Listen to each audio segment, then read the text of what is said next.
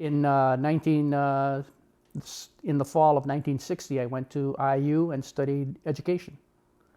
And I did some work at Indiana Northwest, and then I wound up in Bloomington.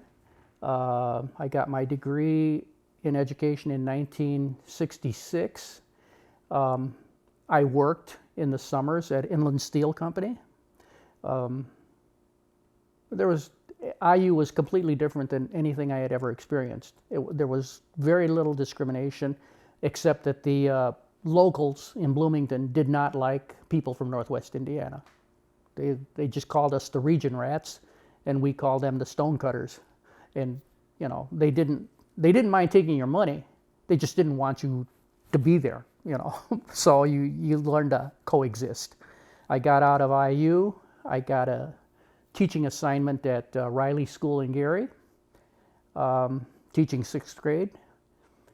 Dr. Gilbert, who was the principal at Frable School my 1st grade year, he was superintendent of schools by now, and he called me and said, "I'm changing your assignment because you're the only Latino I have, and I'm sending you to Brunswick School, which is on the west side." Primarily, it was going from white to Latino to black. Okay, so he changed my assignment. So I reported to Brunswick School. I worked there 2 years. In the meantime, Dr. Gilbert was no longer the superintendent, and the principal at Riley School called me back and said, "I want you back here." So I went to work, and I did 13 years at Riley. It wasn't really real bad. I did feel that I did not want to be used as the token Latin. In the meantime, in 1972 and 73, Ivy Tech offered me a position to head their CEP program, Concentrated Employment Program, which was teaching people that didn't have high school diplomas, teaching them to get their high school diplomas, and also teaching them how to type and take shorthand so that they could prepare for a life in business. And even though I was working for Ivy Tech, the school city of Gary still carried me as a teacher at Riley School, one Latino in Glen Park.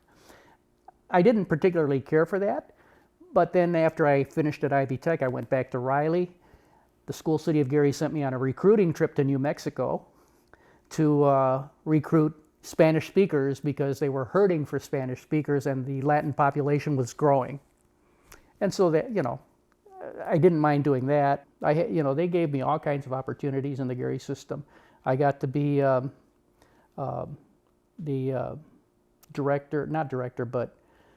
field person for the adult education program in the evenings. I got to work with the Neighborhood Youth Corps in the summers. So, you know, I have nothing bad to say about the Gary school system. They treated me pretty well. You know, all things considered, because, you know, whether they did that because I was Latino, I don't know.